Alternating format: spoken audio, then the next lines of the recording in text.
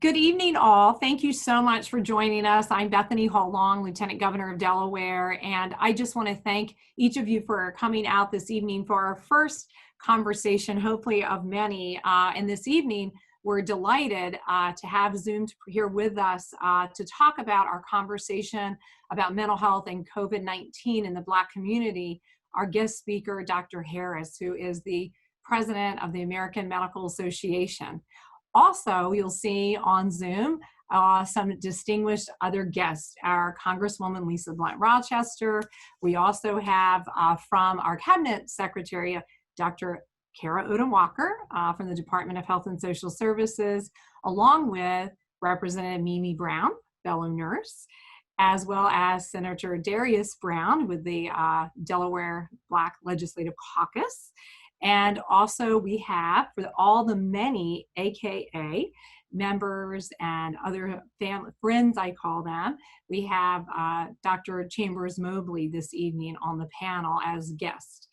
We're here mainly to hear this evening from our wonderful keynote speaker, but we also have at the end reserved 5 or so minutes for a quick update from the Delaware Department of Substance Abuse and Mental Health, the director, Elizabeth Romero.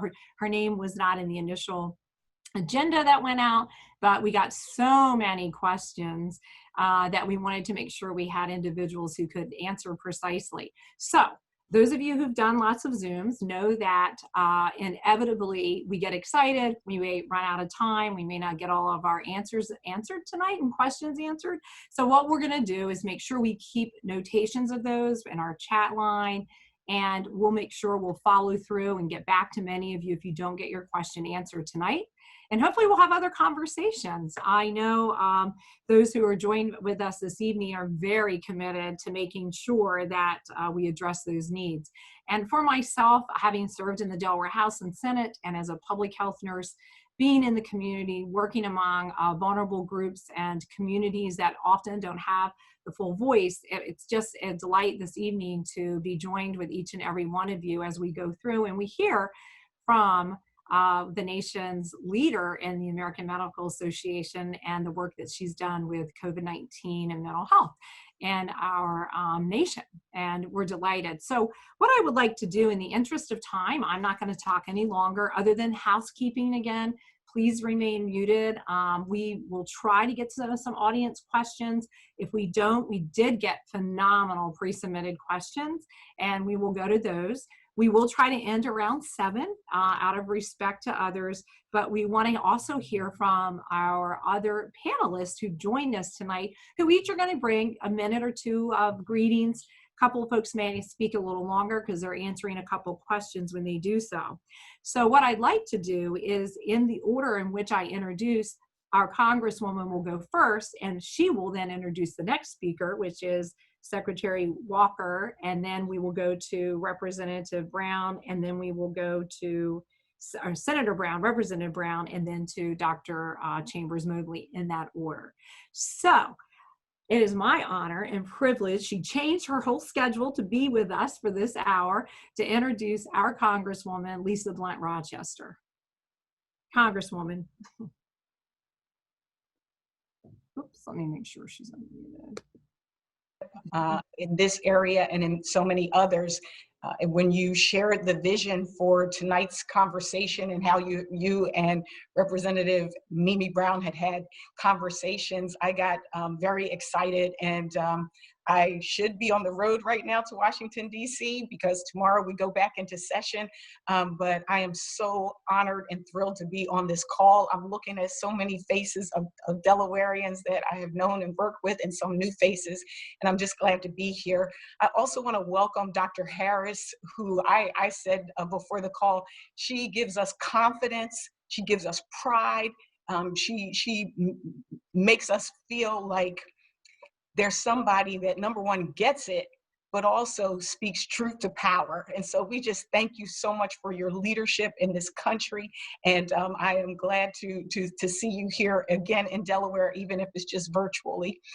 There are great people that are on this phone that will speak after me, but I guess I just wanted to start off by sharing a little bit in terms of the work that's happening in Washington, D.C. Some of you have been following some of the major bills that we're passing, like the CARES Act and the Family First Coronavirus Act, things to really deal with these issues that are not just health related. It's health, it's economic, and it's also justice related, because the fact that we're being told to wear masks, but also people are stopped and put in prison for wearing masks, it becomes a justice issue as well. And so I am fortunate to serve on the Energy and Commerce Committee in Congress, which is where the health subcommittee is, and I'm on the health subcommittee, but I'm also on the environment and climate change subcommittee as well, which also deals with things such as that impact our community. And I think that's what this conversation tonight is about, is really about the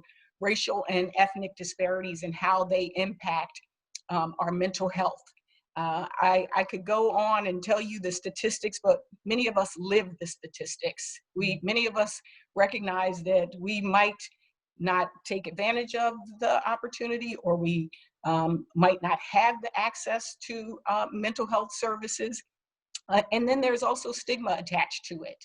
And so this conversation is vitally important. Some of the things that I've been able to work on in Congress recently is really the expansion of telehealth, so that more people, whether it is access, but also not having to worry about transportation. But then comes the equity issues. If you don't have a laptop, if you don't have broadband, Wi-Fi, internet, then you don't have access. And so that's another area that we have been focused. In addition to that, even providing resources for providers. There is a provider relief fund. And so I've been advocating with Secretary Azar to make sure that Delaware providers get the support that they need. In addition to that, the HEROES Act also had $25 million in it for the Suicide Lifeline, as well as $10 million for the National Child Trauma Stress Network. We know those are important, and one of the other areas I've been focused on is research and data. Without the data, we can't prove what the needs are. And so that's another area that I've been working with, and especially working with the Congressional Black Caucus. I sit on a small working group that focuses on healthcare. And this is an area we've focused on data, testing, contact tracing, and all of those different components to COVID-19. But the piece that people don't talk about enough, and that is vitally important, is mental health and substance use disorder. And so this conversation, as I said, is important. I'm going to not go into a lot of details and talk about issues like the racial empathy gap and things like that maybe the doctor will address, but I will end my portion of the conversation with a quote that stands out for me, as we recognize that COVID-19 is just shining a light on things that we already knew existed, things that many people on this call have been fighting for decades. And the quote that I use is a James Baldwin quote, which is, "Not everything that is faced can be changed, but nothing can be changed until it is faced." We have to face these realities so that we can make this not just this country, but this world a better place. And so with that, I am on the battleground with you. I am every day fighting with you and for you. And I just want to now introduce someone else who has been at the fore. Dr. Kara Odom Walker is not only focused on the health aspect of it, because the Division of Public Health is within her department, but also the Division of Aging and Adults with Physical Disabilities, public assistance, substance use disorders, as well as mental health. All of these different areas are within her purview. She is running the largest department in state government and is making sure that we get access to the information and the resources that we need. And so as all of you, as I share with all of you, I hope that you and your family, the people that you know, I don't know anybody on this call who has not been touched by COVID-19, Our thoughts and our prayers are with you, but I also would encourage you to keep lifted up leaders such as Dr. Walker, because this is a hard time, and I can't even imagine just the stress that she's going through. Many of us are dealing with our own fears, anger, sadness, depression, grief, mourning, and she's doing those things and trying to look out for the state of Delaware. So with that, I want to welcome next to speak Dr. Kara Odom Walker, the Secretary of the Department of Health and Social Services. Thank you so much, Congresswoman Blunt Rochester. It's always an honor to see you, even if it is virtually, and to hear your words of inspiration. Thank you for all you do. And thank you to the Lieutenant Governor for hosting this session. It's an incredibly important topic, and we have a lot more work to do in Delaware to make sure people have the access and needs met that, that you detailed. And Dr. Harris, it is an unprecedented time to have you as the leader of the oldest medical association in our country and the largest, to be led by an African-American woman who knows disparities matter and that they impact true outcomes. Is just really, truly an honor to be on this panel with you. I also have to say thank you to the members of the Legislative Black Caucus for continuing to push us and my department to do more and to make sure that we are addressing the needs of minority and underserved communities.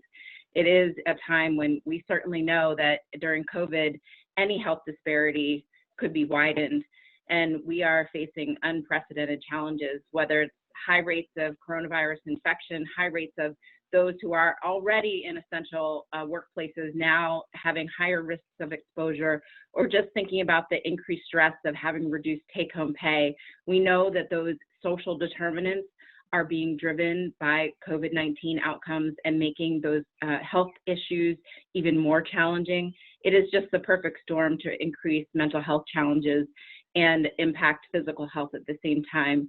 I won't speak long, obviously, because we have a lot more to hear about, and I'm learning as we go with many of these issues together collectively across leaders in our state and in our country. But we can't talk about behavioral health without talking about the overarching role that trauma plays. And we know that Black families in our communities face higher levels of this trauma because of racism, because of institutional racism, overt racism, but also just intergenerational poverty and its impact. So we know that in the city of Wilmington, for instance, about 60% of children have been exposed to at least one adverse childhood experience, compared with about 48% nationally. We have a lot to do. Our department is committed to having a trauma-informed training, and we've done a train-the-trainer model, but that is just one step and one effort to make sure that people have what they need.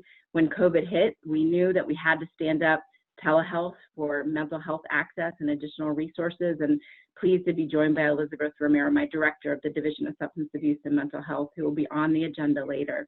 But I have many more opportunities to answer questions from Delawareans. I will be quiet and listen on this call, and happy to address those questions during our regular Facebook live sessions or other ways that people want to engage with us. So I'm really pleased to introduce State Senator Darius Brown, who has years of experience in this world of behavioral health, and thank you for being on the call and for all you do.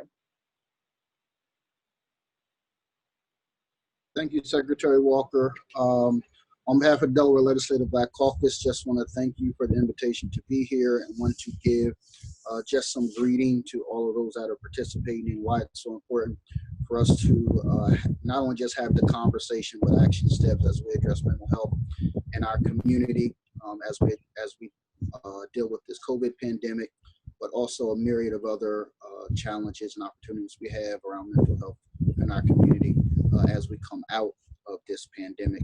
I want to thank all the members of the Delaware Legislative Black Caucus. We have a historical caucus of 8 members, the most in the history of the state of Delaware. State Senator Elizabeth Lockman, State Representative Sherry Dorsey Walker, State Representative Stephanie T. Bolden, State Representative Kendra Johnson, State Representative Frank Cook, State Representative Nandi Chukwucha, all served with me in the caucus, and you'll be hearing in a little bit from one of our members that are part of tonight's panel, State Representative Melissa Minor Brown. Throughout the past 11 weeks, we've been working with Dr. Walker and Lieutenant Governor Paul Long and our Congresswoman, Lisa Blunt Rochester, on how we improved delivery of service and testing to African American communities. And we have made great strides of success around that over the last 11 weeks. We look forward to doing more of that in addressing the many issues that we face even as we go back into session.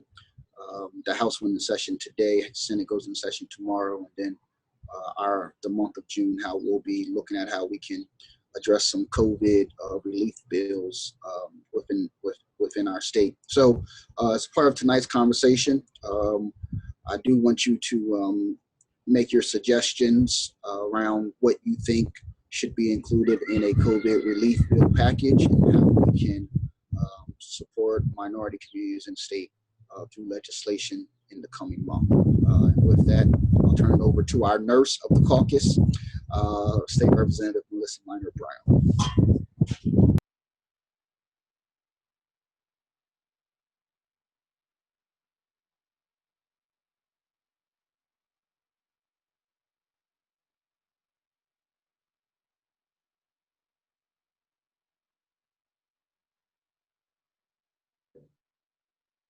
I think we're looking for Representative Brown. She was here earlier. She will come back, I'm sure. And I know we want to welcome, we have a number, for Dr. Harris's information, a number of members of leadership of City Council, Assembly, County Exec, and she is back. Representative Brown. There we go. It wouldn't let me unmute. It said the host had. Oh, no. Okay, well, you're unmuted now. But thank you so much, Senator Brown, and good evening, everyone. I want to thank everyone for joining us this evening. I'm honored to be a part of this conversation. It's Mental Health Awareness Month, so it's a good time to bring attention to where we are currently when it comes to bringing awareness to mental health in the Black community, and especially during a pandemic, which can exacerbate symptoms of anxiety and depression and so forth, just being out of our norm and the fear of the unknown. It's important that we know and understand the stigmas that have long been associated with communities of color surrounding mental health interventions and outcomes, and also knowing the history of perseverance and resilience amongst African Americans and how that plays a part in recognizing and seeking help, as well as being able to address the social determinants that exist. So I'm honored to be here as a legislator. I'm honored to be here as a nurse, but most importantly, as a Black woman. And I have the pleasure of working with these amazing women that are on this panel to bring awareness and resources and education to those who may be vulnerable, from the youth to our seniors, while creating initiatives and creating legislation, working with the Delaware Legislative Black Caucus to uplift these communities. So I will not speak too long. Without further ado, I'm going to introduce you to another special guest, Dr. Phyllis Chambers Mobley. She is the president of Alpha Kappa Alpha Incorporated, Sorority Incorporated, Zeta Omega Chapter, and she's also an optometrist in Wilmington. So I'm going to hand it over to Dr. Chambers Mobley. Thank you, Representative Brown. Good evening, and I would like to extend greetings to this esteemed panel and the caring, just wonderful people of Delaware, and thank you so much for asking me to join this panel. It's an honor and a privilege. I have been an optometrist in Wilmington for 30 years. I'm in private practice, and I'm also on the staff of Nemours Senior Care. I am proud to be the president of Alpha Kappa Alpha Sorority Incorporated Zeta Omega Chapter. Alpha Kappa Alpha is the first Greek-lettered sorority for African American women. We are dedicated to implementing programs of service in line with our international program, exemplifying excellence through sustainable service, and of course our motto, service to all mankind. We have 5 specific targets, and 2 of the targets are designed to enhance the health and economic well-being of our community. Zeta Omega is our Wilmington chapter, and there are 3 other chapters in the state: Sigma Zeta Omega in Newark, Epsilon Iota Omega in Dover, and Alpha Alpha Mu Omega in Rehoboth Beach. And I did that because not everyone is aware or know everything about Alpha Kappa Alpha. So that was a quick update. We look to panels such as this to help us to identify our problems in our communities and also to help formulate solutions. This crucial information that we get from panels like this enables the sorority to develop projects using our resources and funding to assist our local government, community leaders, and members of the community on a grassroots level. I'm excited to hear Dr. Harris's remarks on mental health issues and that impact Delawareans. Zeta Omega has been actively trying to address some needs in the community on a grassroots level. We had a community program to address mental health issues called Coping Day to Day. And in June, we have planned an interactive program for parents and their children to explore their emotional needs due to the pandemic. And it's going to be led by one of our members who is an African-American psychologist in Delaware. So in closing, I would like to also thank Dr. Harris for speaking to us about this critical topic that affects our community, workplace, and also our families. Her candor and honesty, which was brought up before, and the fact that she cares and we can trust her is refreshing and appreciated. And I just want to say thank you. Well, thank you, Dr. Chambers Mobley. I know with Dr. Harris being a member of AKA, I have to say in Delaware, for Dr. Harris's benefit, I think the sororities have all stepped up, and if you look out this evening, you'll see all of them represented, whether the deltas, the thetas, you name it. And I'm not going to get into that. Senator Brown will have to correct me a little later. But again, I just want to thank you, and to the many representatives and elected officials who joined us this evening. I'm going to throw tomorrow to pick up his sign anyway. Somebody is not muted, but that's okay. That's the joy of Zoom. We were having that conversation with Dr. Harris before we started. Before we go to our keynote presenter, we want to just, again, emphasize, if you could, make sure you're muted. In addition, I want to say a special thank you to all the sponsors. I just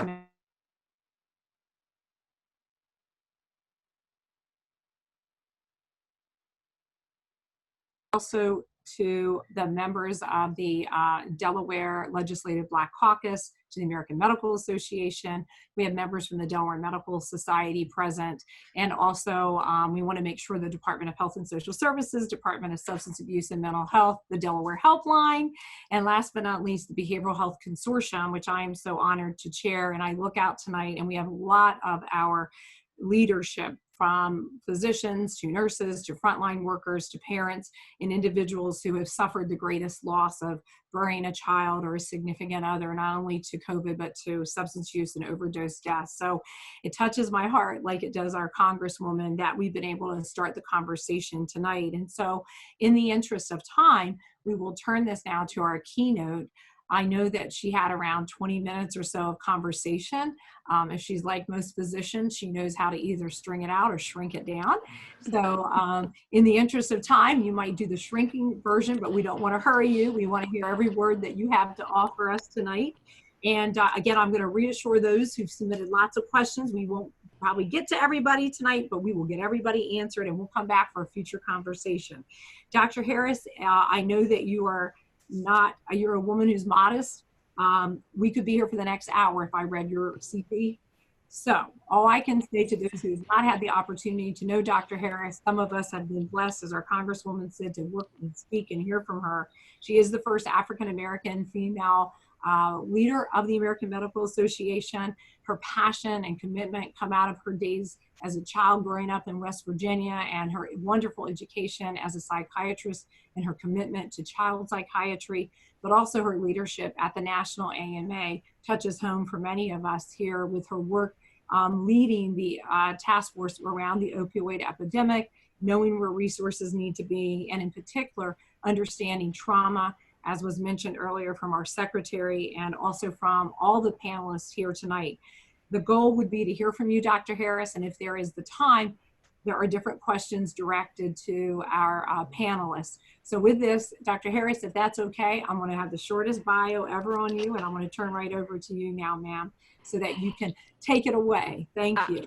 I love it, and I do plan to shorten my remarks, so I am going to have some slides, but go relatively quickly through those slides in just a second, because I really think we are enriched when we have the opportunity to talk to one another and have that conversation. So, Lieutenant Governor, thank you so much for your leadership and leadership of the consortium. It's so important. I will tell you that I was already excited about being here tonight, but after learning about everyone is on the call and really about the work that you are doing, and I'm not sure what is in the water in Delaware, but you guys are certainly a model of excellence, because what I hear absolutely is representatives from the executive branch, and not just representatives, but leadership from the executive branch. And Dr. Walker, thank you, and Lieutenant Governor, of course, legislative branch, and particularly to the members of the Black Caucus, because I know you all know this, but it hasn't been that long ago that we were not having these conversations, particularly in the African American community, number one, and then number two, just because the legislative branch is so critical, executive branch, legislative branch, and I imagine there's probably some folks on the call who are from the judicial branch, because Congresswoman mentioned justice, and that's important to weave in as we have these full and rich conversations about mental health in our community. And let me just say thanks to the Congresswoman. I had the opportunity to meet her last year.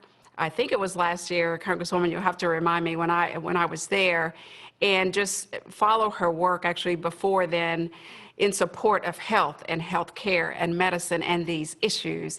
And so that's the other issue regarding a model of excellence here, because you all have state leadership.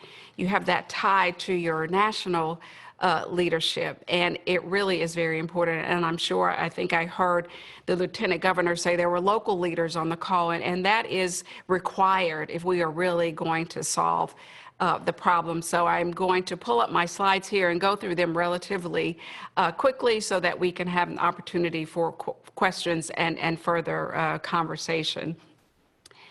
And so I'll start with a little bit about me. I'm glad you didn't read my bio, but the important thing about this slide, and many of you have said this, and I so appreciate that. And by the way, because I did bring all of who I am, I always have done that, brought that to the role of AMA. And one more thing I wanted to mention about the model of excellence is not only state, national, local, but you also have public and private. And certainly I'm so proud and honored that members of my sorority are here and always supportive. And I'm glad we're highlighted. But I do know, Lieutenant Governor, that it's not just AKA. It's all community-based organizations who are partnering on this. And again, that is certainly also another critical piece of the pie. But I did bring and continue to bring all of who I am to this role at AMA. And by the way, my future work, I am a child and adolescent psychiatrist. I'm a former public health director. So Dr. Walker, I can't even imagine what you're doing right now. I remember I was talking to a couple of my counterparts, or they are the county directors now, and I know you all are working overtime because, as has been said, this is an unprecedented time in our history and an unprecedented time for public health. I do think and hope that there is a renewed interest in making sure that public health has the resources that it needs. Certainly, emergency preparedness is critical. Hopefully, there are lessons that we learn from this. One, of course, I'll just say is we need to make sure that we have resources in place, again, for public health and for mental health. And as you can see on this slide, substance use disorder is critical for me, as I have chaired the AMA's opioid task force since its inception. I'll blow by this, but I think we should always get grounded into COVID-19. There's so much misinformation and disinformation out there, and we are really, really battling that in social media, sometimes even in conventional media in our communities. I said I spent the first couple of weeks of this pandemic educating family and friends who called or texted or emailed and said, yeah, we don't have to worry about this too much, right? In the African American community, we're immune, right? And so that was a lot of misinformation and disinformation. And so it's important that we sort of stay grounded, that this is it's a new coronavirus. The family of coronavirus is not new. This particular virus is new, highly transmissible, for the most part, person to person, close contact. Again, anyone can become infected. Certainly, we know when it comes to the worst outcomes, hospitalizations and unfortunately and tragically deaths. We are seeing those, of course, in our senior population, those in our from our communities of color. And so we have to make sure that though, 20% of the deaths are, of course, more serious consequences and complications from the virus, the 80% of us still become ill, right? And we still may have difficult times even at home or in the hospital. So really, we are all vulnerable to this illness, and that's why it's so important that we use what we know, those good old-fashioned basic public health practices, to do all that we can to mitigate the spread of the virus. We know now, and we get more and more information every day, that you can spread the disease if you do not have symptoms. And we didn't know that maybe in the first week or so, and we get more and more data every day about how transmissible this disease is in those who are not yet experiencing symptoms. And I will say this, because I know it sometimes can be frustrating, the information does change. And so I want everyone to know it does not mean that the scientists or the researchers or the doctors, we don't know what we're doing. It means that we are following the science and the evidence. You heard the Congresswoman talk about this. And I will say this, my grandmother used to say, when you know better, you do better. And so that is what is happening. As we learn more and more, we can get more specific about our recommendations, and they may be different. I will say the mask. I know many folks, myself included, at the very beginning, we did not think that masks were helpful, but we learned through science, through data, the evidence that masks are helpful. So I wanted to put that out. We are certainly, and you've heard that tonight on the call, experiencing the unequal impact of COVID-19. And as the Congresswoman said, not new information. Inequities existed. Health inequities based on race and ethnicity existed pre-COVID-19. By the way, mental health issues existed pre-COVID-19. We've seen a rise of increase in suicides, particularly in our young folks, pre-COVID-19. But clearly, COVID-19 is shining the light on issues that I'm sure many of us in the room knew, but certainly not everyone knew and not everyone was paying attention to.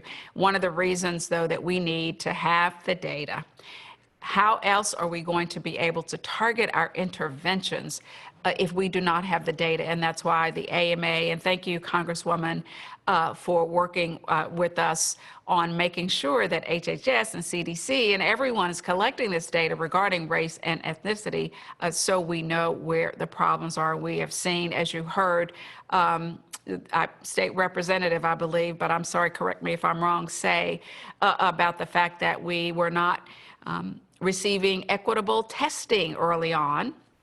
I imagine that's still going on in a lot of jurisdictions. And so we have to make sure we geocode and map the data regarding the testing, the incidence of disease, hospitalization, and deaths, not only by race and ethnicity and age and gender, but also by zip code.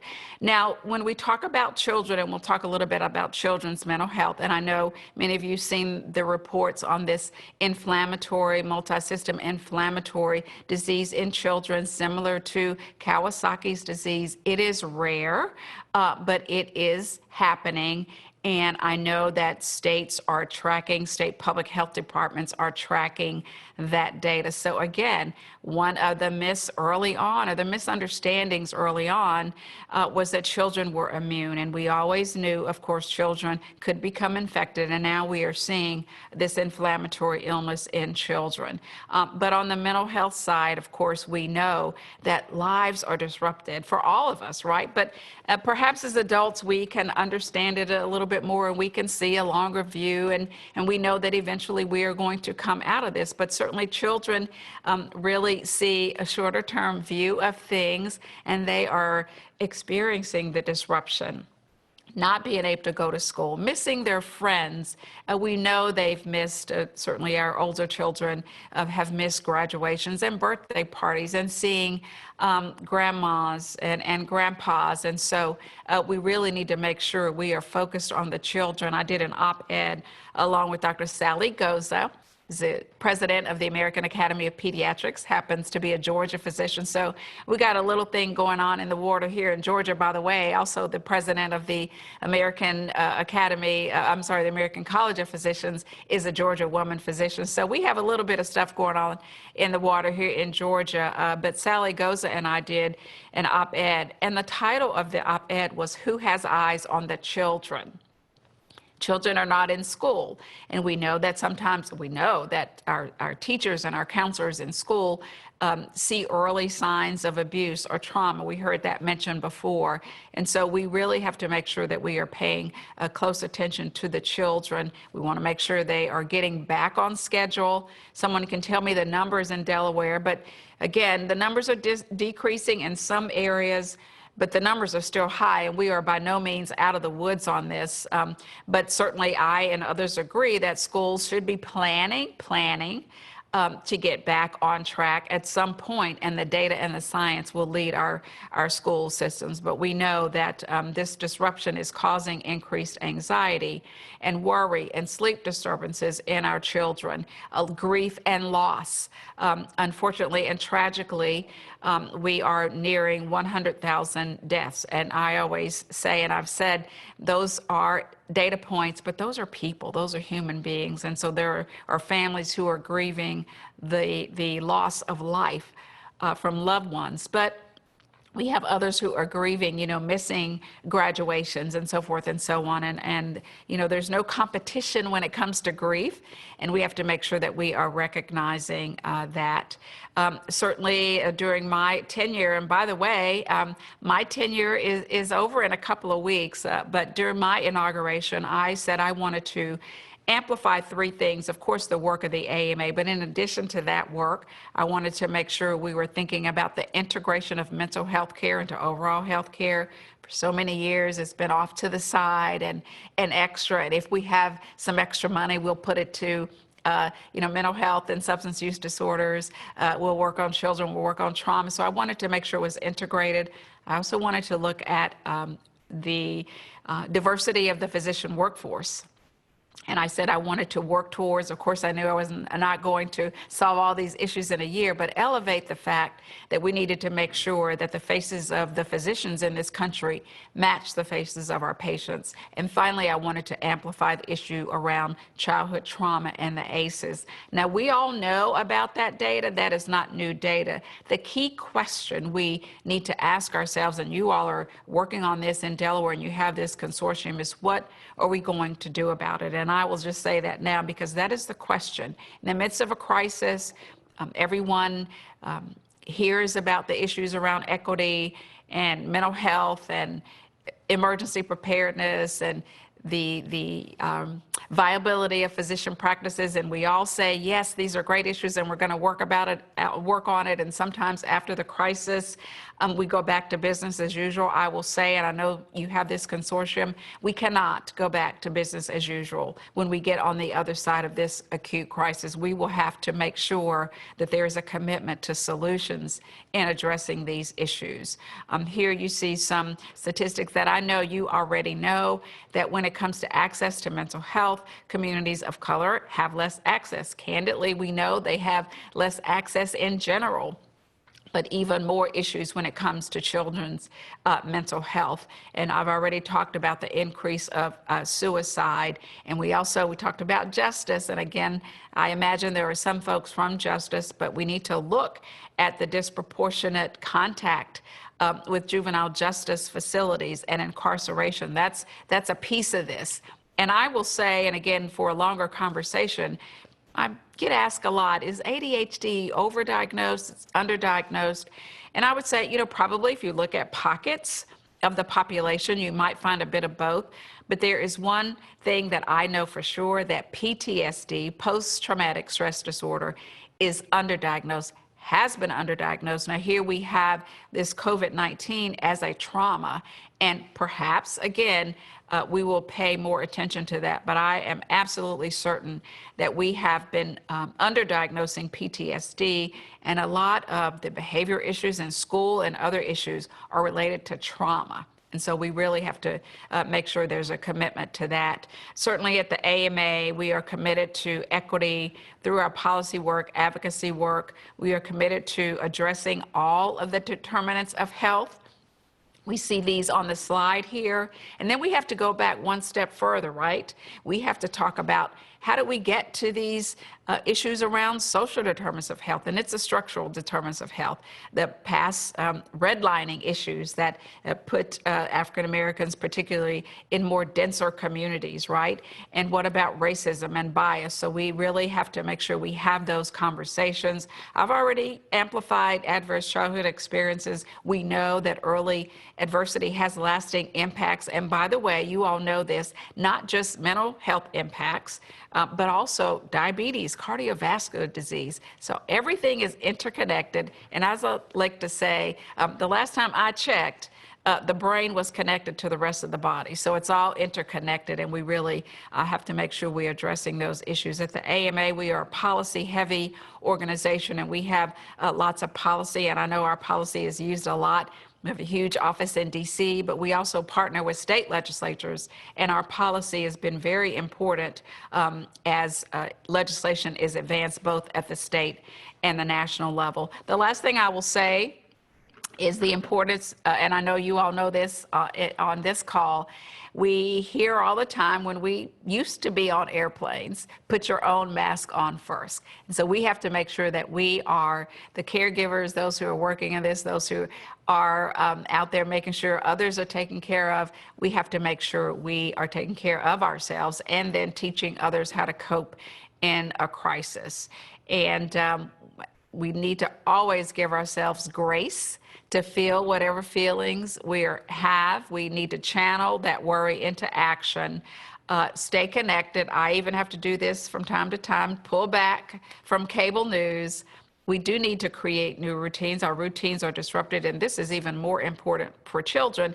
And as parents, we can lead by example. That doesn't mean, again, that we can't give ourselves grace to feel those feelings, but our children are watching us, and we need to do whatever we can to model behavior. And that includes taking good care of our mental health, but wearing masks, staying 6 feet apart, physical distancing, washing our hands, all of the things that we need to do to together get through this crisis. So I will end my comments there and look forward to questions. And let me let you know that even though my term is up, 2 Sundays from now, I will continue to work on behalf of mental health and health equity and children in our country. So you can call on me whenever you need to. And I'm happy to come back to Delaware at any time. So thank you very much. Wow, thank you. Thank you for condensing that. And we will not forget your offer.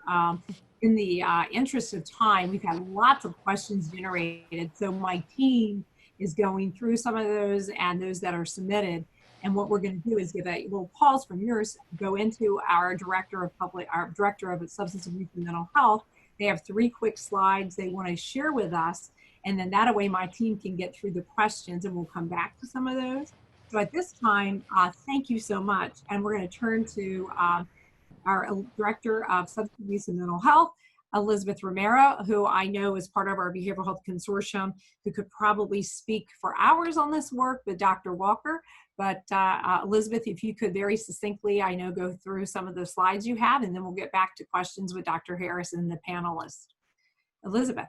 Absolutely. Thank you so much for having DSAM on here with you. And Dr. Harris, you are absolutely speaking all the words that we say within our Department of Health and Social Services, and what we truly believe at DSAM, which is behavioral health is an equity issue. It is a social justice issue.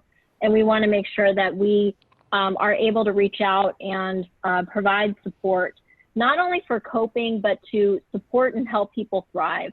So one of the things in Delaware that we're launching is a hope line for both feeling overwhelmed, but also discussing trauma, grief, loss.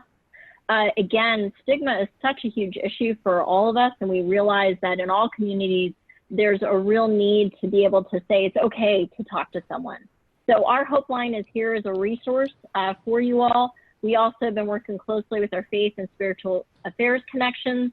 And then there are web-based resources, because again, there's many folks that aren't able to get access to services. And so we tried to organize it all in one place. So if you want to log in and join a parenting support group, because sometimes I know I have teenagers, occasionally it's nice to be able to talk to other people going through these issues, teenagers that are suffering and grieving over not being able to graduate. So if you go to helpushere.de.com/connect, there's actually all the different resources in the state for free behavioral health support groups that you're able to join, as well as on drugfree.org/Delaware, connecting to a family peer. Because sometimes as we are getting close to people, we realize that maybe something might be going on around addiction, that it's important to just talk to people about it. And so again, that is a free support service in the state of Delaware for you, as well as our bridge clinics, which are free services for anyone in the state. And you can join by phone. We can help you by coming and do a social distance assessment or interaction with you from your front door. And as well, again, 24 hours a day, 7 days a week, our Delaware Hope Line is here for you. Next slide. We also have support services for those who are Spanish speaking. And again, we will make sure to share these slides with you, because I know we want to get to the question and answer. And then on the last slide are services and different events that are happening, Mind Your Wellness events that are being done with Lieutenant Governor, with our Secretary, with Representative Melissa Minor Brown, both at Henrietta Johnson Medical Center, as well as throughout the state of Delaware. Again, we really want to learn and listen from you. So if you also want to outreach to us and you want us to come and talk with your community to learn about some of the gaps and needs and challenges that you're having, please let us know, because that's exactly what we're here for. So again, thank you. And I'm going to turn it back to the Lieutenant Governor so we can get to the Q&A. Great, thank you. And I know in the interest of time, I know our Congresswoman may have to get on a train. So thank you so much, Elizabeth, for the leadership at DSAM. What we're going to do now, our moderators got so many questions, we could probably be here an hour. So we're going to absolutely commit to everyone. We're going to follow up electronically and email, and make a commitment probably at the end to come back and reconnect at some point and follow up. So at this time, we're going to start with our first question, and I think that is for Dr. Harris. Okay, Dr. Harris, here you go. Should there be a concerted effort to provide deliberate mental health services to survivors of COVID-19, given that these survivors may be faced with post-traumatic stress aftermath of this outbreak? Go ahead. So the short answer is yes, but I think there must be deliberate efforts for everyone. The first line workers, you know, the nurses, those are cleaning the hospitals, the doctors. So we are going to have tailored solutions to different populations that have experienced the stress of COVID-19 in different ways. Great. Well, thank you for that. And next, I think we're going to go to our Congresswoman. I have a question for her. Okay. Are there upcoming national plans or funding priorities to address mental health within the Black community? I'm sorry, say again. Okay, and this is to you, Dr. Harris, and to our Congresswoman. Oh, I see. Both of you, go ahead. Okay. Are there upcoming national plans or funding priorities to address mental health within the Black community? So, Congresswoman, you want to go ahead? Go ahead. Okay. First of all, I want to thank Dr. Harris again so much for your leadership and for being on the call today. The question was, are there specific fundings targeted? As I mentioned, I'm a member of the Congressional Black Caucus, and one of our members from New Jersey, actually, Representative Bonnie Watson Coleman, actually has a specific package of legislation that we are co-sponsors of that really focuses specifically on young African Americans, and it deals with everything from research to dealing with education for parents and teachers and others, and to removing the stigma. But I do think that what Dr. Harris was just talking about before is a broader conversation.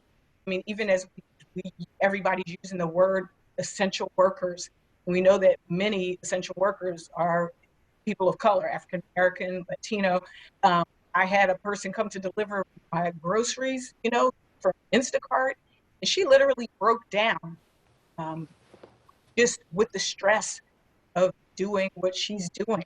And so, as Dr. Harris mentioned, while I've shared earlier that we've been trying to put aside funding for these things, I do think that we as a country will need interventions that are more tailored and targeted and specific.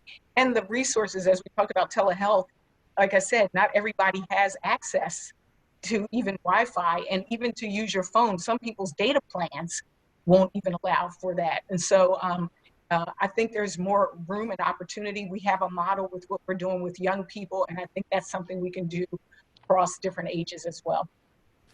And Congresswoman, I forgot my pen, but I'm glad you mentioned that. I know we have limited time, but you mentioned dollars for looking at trauma and the adverse childhood experiences. So that, I think, will be very helpful for children, particularly African-American children on that. And I think you talked about broadband, and I'll just stick a pin in that, because as I was seeing about our, of course, necessary transition to distance-based learning, one problem that many found was no broadband access. But I did see a community, and I can't remember which community, brought in buses that then the buses parked in the community, and those buses had whatever technology, I'm not tech savvy and don't know all the correct terms, but had the ability to offer broadband and wireless access to those communities. So.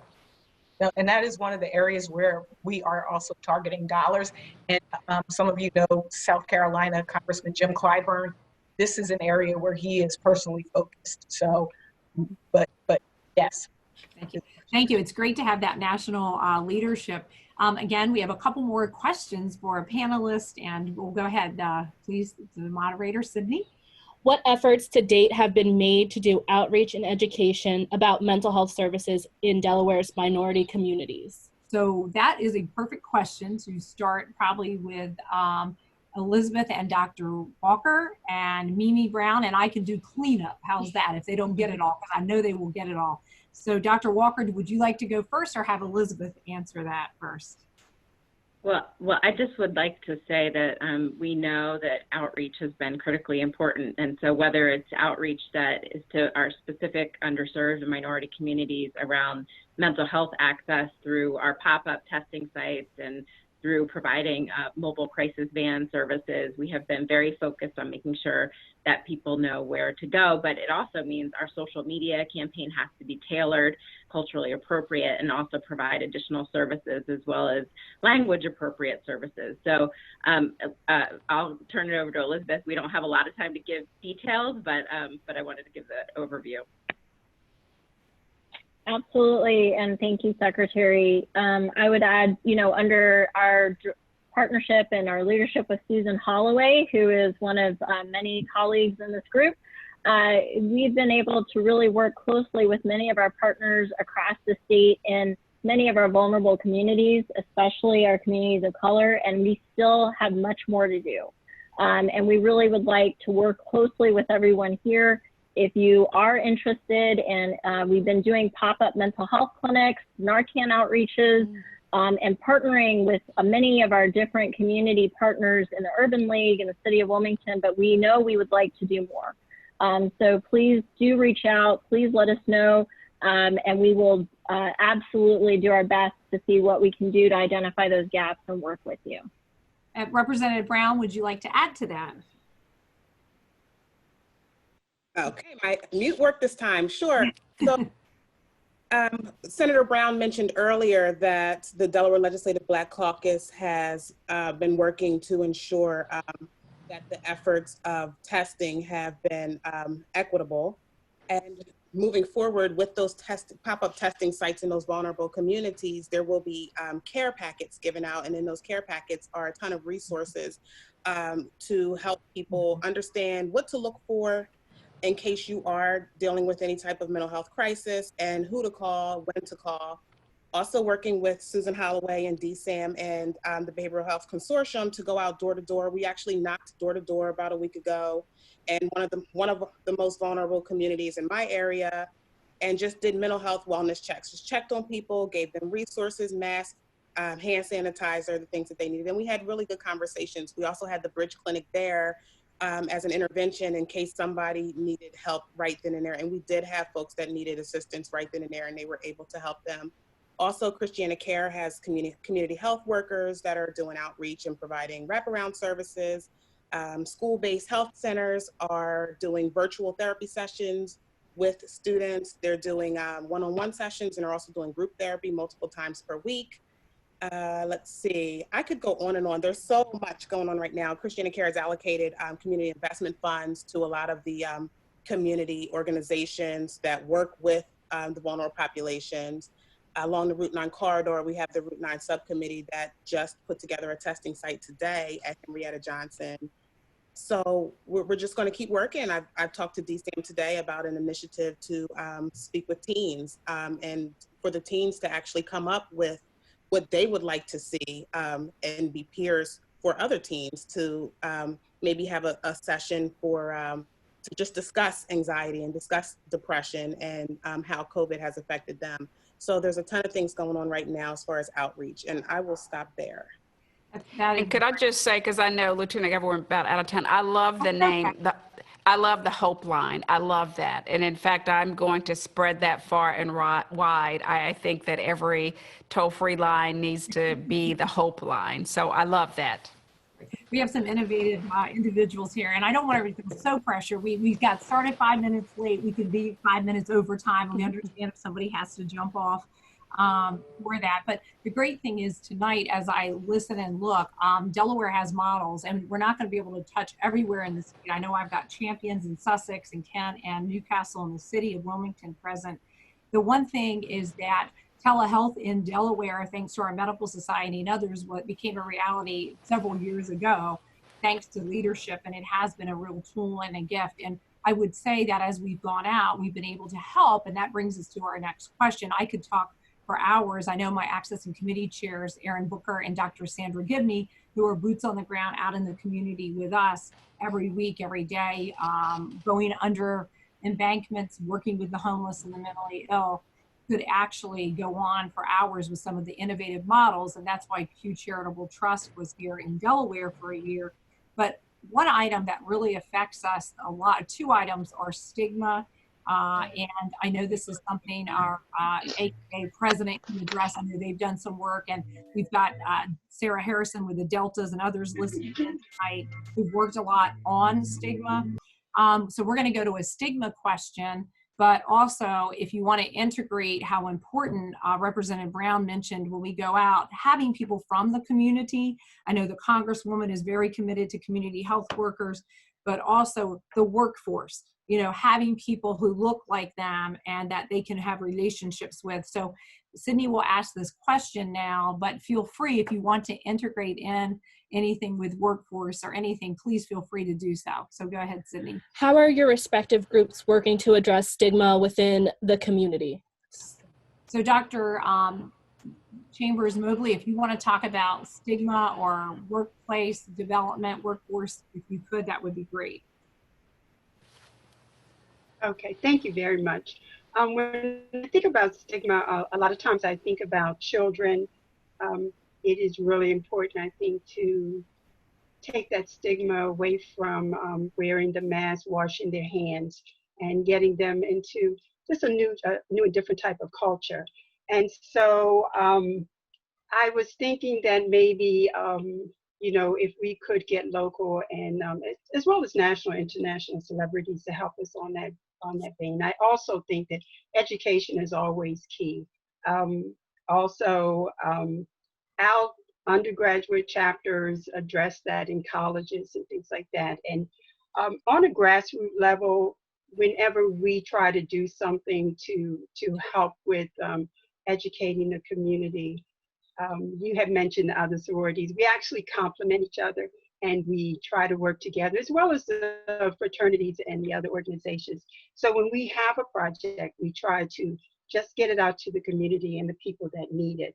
But I think also if we could get information to young people from their peers who've had the virus, and if they could understand the severity and know that what can happen to them, I think that would be very helpful, because I don't think they feel that they are, you know, their immortality is always, you know, in question. They never believe that it could happen to them. So that's what I would emphasize: children and the stigma. Okay.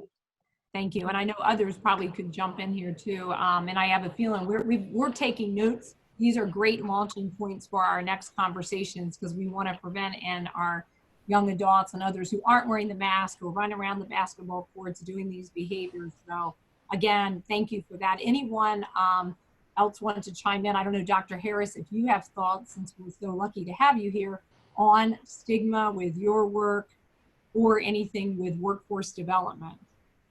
Well, I would just say around stigma quickly, we need to routinize mental health care again, because it has been, we're getting better, but it has been seen as the other, you know, and I think we need all of our community partners, our faith leaders, and I saw on the slide that there's connection with the faith leaders. So I think we have to make sure that everyone knows, listen, you go in, you get your blood pressure check. Let's see, kids, you get your routine wellness exam, and part of that wellness exam is asking questions about mental health. So we really need to just make it routine and typical and no big deal.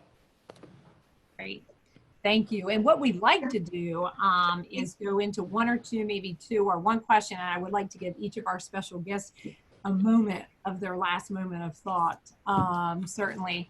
And so we'll go to another question here. Since you have the opioid experience, and I know our state has worked hard with that, I would like to say in Delaware, we have unfortunately experienced 33%, and certainly Elizabeth can correct me, or Dr. Walker, increase in our overdose death rate of where we were a year ago during this COVID period. And so it's an important period of time. So Sydney, do you have the next question? Yes.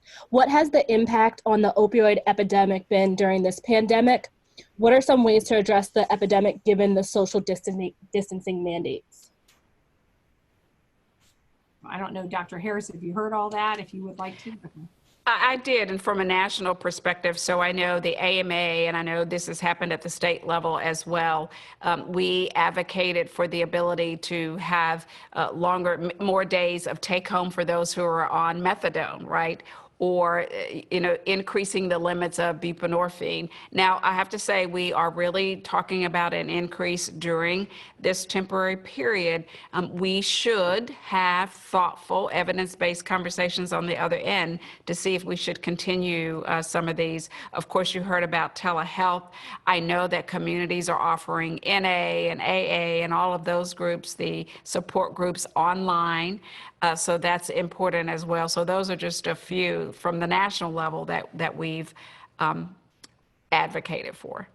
That's awesome. And again, there's so many things we could talk about this evening. And I know from the listening audience, we have everyone with different age, interests, and backgrounds. But again, to have those conversations are so important, and your leadership around the opioid epidemic.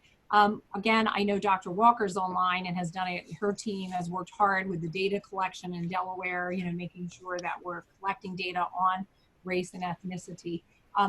Do you have additional questions, Sydney? We have more. What we're going to do is, for those who didn't get them directly answered in the chat, we're going to make sure we get everybody's email. We'll loop back around, and we will absolutely make sure that we have that opportunity to follow up, and we're going to take you up on your offer, and we're going to hopefully get you to post all this when you can come in person. Now, what I would like to do out of honor to our special panelists and guests is I've learned to let them have final comments, and then I will also wrap it out. I want to make sure for some who maybe tonight, they came here in need, they came here suffering or struggling, that I want to make sure, as they heard from Elizabeth Romero, they know our resources. Because that is the most important thing we do, is when we have these conversations, is touch individuals in need. So why don't we go through our panelists. Dr. Harris, I'll come back to you one more time in case you have a rounding out thought. I'll go to our Congresswoman now. I think she might have had her hand up. I can't really see without my glasses on, Lisa. I'm sorry. So we'll go to her, and then we'll go to each of the panelists and come back and we'll wrap it out. Congresswoman. Well, first of all, I want to thank you, Lieutenant Governor and the consortium and all that are on this call. A lot of people in the chat box have been talking about the work that they're doing to help, and we see it, and we see you, and we thank you for that. I did want to just say to Dr. Harris, again, thank you so much for being on this call, and especially the focus on mental health. I think a lot of times it doesn't get the attention that it needs and that it deserves, and that we are connected. We are not just a body.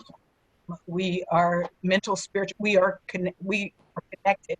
And the reason I had my hand raised was because I did want to say part of the thing that we can do is to model what we want to see. Kids might listen to Michael Jordan for a minute, but they're going to look to their parents or their grandparents and see how they act. And it's a generational challenge for us, because it's also older people who are like, I'll just, pray over it. Or it's a man, maybe it's a cultural thing. I don't, maybe they don't feel that they need that. But to see so many people that are from different backgrounds step up and say, yeah, I too am sad right now. I too am angry right now. I too am anxious about my job right now. I think it's important that we model it and also get the help that we need and destigmatize it. I got everybody in my family, I tell them, get help, reach out. I've been through counseling, it helps. So whatever the resource is that works for you, get that help. Representative Brown already shared so many different resources that are out there. But I think it also ties to the bigger issues of a society. Where do we go from here? Because the reality is these social determinants of health didn't just show up. If you don't have health care or access to it, you're not going to get the treatment if you can't afford it. If you live somewhere where it's a food desert, you're not going to eat the proper foods. If you don't have, we could run on and on. And so it's really important that every one of us, all of you in the chat room, just do your part. Just do your part. Y'all know I have one saying, I always say that African proverb, sticks in a bundle are unbreakable. We just have to stick together. We have to stick together and prepare for what's to come so that we're stronger, and we're more resilient, and that we thrive instead of just survive. Thank you, Bethany, so much. Wow, thank you. I don't know which of the other panelists, always nobody likes following our Congresswoman, but she just does it all from her heart. Thank you from your heart. I don't know, Dr. Walker, if you would like to go, and then Elizabeth, and we'll go to our members of our Black Caucus, and then our AKA member, fellow member. So Dr. Walker. Thank you, Lieutenant Governor. I can't follow that except to say it is about taking care of each other right now, and we need our communities to come together during this time to take care of our seniors, our fellow individuals who are suffering. And if you don't know where to turn for resources, you can call Delaware 211. They can connect you to all of the phone numbers and resources that we've mentioned on the slides. They also are kind of a one-stop shop for finding out more information about food access, for help with other public assistance, financial supports, prescription delivery, grocery delivery. We are also putting out information and updating our website regularly, My Healthy Community, so that you can see the racial and ethnic breakdown. The unfortunate consequence of having more positive cases is it means that we can actually put more information out there that's broken down at smaller and smaller levels. And so you'll see our breakdown that goes by cases, by deaths, and testing. We're planning to have more information that breaks down our outcomes by race and ethnicity. But for right now, I just want to make sure people know where to go to get good information, resources, and to ask questions if they need help. Great, thank you. And Elizabeth, do you have from DSAM? No, I'll echo what the secretary said. You could reach the Hope line, 833-9-HOPE-DE, or you can call during the day, Delaware 211. And then the other part is, again, I think that everyone on here just joining this call shows how you are a leader trying to help make a difference. And we need you all to help us be able to get the word out at how important it is to address the trauma that we're all going through, and the historical trauma that all the different communities are suffering right now that's making it challenging for them to even get access to some of those services. So we thank you all for joining. I see many questions here that I would love to dig into and talk with folks further about, but it's so important for you all to help us break this stigma by just saying it's okay to reach out, it's okay to call 211, it's okay to go to 833-9-HOPE-DE and really talk to somebody or identify someone that you can really reach out to. Great. And then we'll go to members of our Legislative Black Caucus. We can see if, I don't know if Senator Brown has anything he would like to add. If not, we'll go to Representative Brown. That's always easy, Senator Brown, Rep. Brown. So either one of them. Okay, Representative Brown. Jump out there. I was waiting to see if Senator Brown would jump out, but I just want to thank everyone, thank all the panelists. Thank you, Dr. Harris. Thank you to our Congresswoman. Thank you to everyone who's on this call. And we can't say it enough about the Hope Line. If you just need someone to talk to just call the Hope Line. To my fellow nurses, I know it's hard working in long-term care. Just call the Hope Line. There's someone there to talk to. But, you know, I also wanted to mention the reality is, and really the reason why we even had this panel, you know, there's a lot of work that needs to be done to address these disparities in minority communities. And it's great to talk about it, but we need to ensure that we're actually making an effort to do something to close these gaps. We can talk about it, it's been talked about for decades, but we really have to do something to close these gaps. And it's my duty as a legislator, it's my duty as a nurse, and just as an everyday person, someone who has been impacted by these disparities, to do something about it. And it's your duty on this call to do something about it, to come together, no matter if it could be making phone calls, it could be knocking on your neighbor's door, it could be trying to push legislation, you know, but we have to all work together. And I will end by saying this, and this is one of our Congresswoman's famous lines. Now that you know this, don't get angry, but get motivated. So let's get motivated to really drive this change so that we don't have to continue talking about it. Excellent motivation. Woo, we like it, right? Remember, I'm not frustrated. I'm motivated.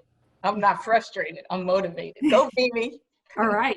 I'm frustrated. We're motivated. Speaking of motivation, we are going to turn to Dr. Chambers Mobley, who I know is one of the many organizations out there who are boots on the ground, helping, working hard to see what her thoughts are. And then we'll take it back to Dr. Harris. And then I promised to get off here. I know we're almost at 7:20, but I did not want to rush this. This is just too important to rush tonight. Dr. Chambers Mobley. Okay, thank you. And again, thank you for inviting me. I really appreciate it. Thank you, Dr. Harris, for all your wonderful words. And Representative Brown, you said it correctly. I feel renewed and motivated. In my opening remarks, I mentioned that it was panels like these that gave us sort of identified problems and taught us about resources so that when we go into the community, we would be able to do our work better as grassroots organizations. And so I have a lot of information. I have ideas. I know what needs to be done. You identified the communities, the problems greatly. Some of these problems have been around for a while, but I think we're more motivated to act on them sooner than later. We are actively trying to address mental health needs in the African American community. That is one of our initiatives, and we will continue. But again, thank you, and we hope that we will make a difference. Great, thank you so much. And I know you speak for hundreds of other people who are online, who are with wonderful sororities, fraternities, and organizations. Dr. Harris, we're going to turn to you, and then I'm buzzing away here. Sorry about that. It's always good to focus on time. We're going to turn to you, and then I will close out with a couple remarks. Ma'am, yes. Well, thank you very much. And let me just say, I want everyone to know that the American Medical Association on the national level, but I know some of my colleagues are on tonight from the local county medical societies and the state medical societies. So know that we in the physician community are committed to continuing partnerships on these issues. I want to say that it's important that all of us follow the science, the evidence, and the data. We have to make sure that we put patients and public health above politics. And thank you for being a model of excellence, and I look forward to continuing to working with you. Well, we thank you. And I wish you could see all the great questions we have and the representatives. We have law enforcement with us tonight. Good. We have everyone from all levels of government, our president of city council, you name it, they have been present and are committed. And I get the sense, taking on the charge of the Legislative Black Caucus, our Congresswoman and you, as well as members of my Behavioral Health Consortium, that this will continue. And I have to say thank you to Sydney and Laura and to the others who've been behind the scenes finessing tonight. Thank you to them. But Dr. Harris, we will get you here. We will follow up, and we want to come back with some more of our action plan. The Behavioral Health Consortium's in its third year of the work report, and we are just delighted for tonight. And again, for anyone whose question did not get answered, for those who submitted questions to the Charlottes, the Slides, the others, thank you for great questions. We are going to get back to you. I would love to bring you back perhaps at a future meeting in a few months out, and it would be our goal that we will follow up sometime in the upcoming future, in a few weeks perhaps, as we rally back with our panelists tonight and others to see what they feel is necessary. It is really important that these disparities be addressed, and as was stated by our Congresswoman, as Rep. Brown indicated, we have to not let it stop. We've got to walk the walk. And so thank you to each of you tonight for taking the time. Sorry we're a little delayed, but I think it's a wonderful conversation. So again, thank you all. Be safe. Wear your mask, social distance, and we will be back in touch and soon for a future meeting. Thank you. Have a great, safe evening.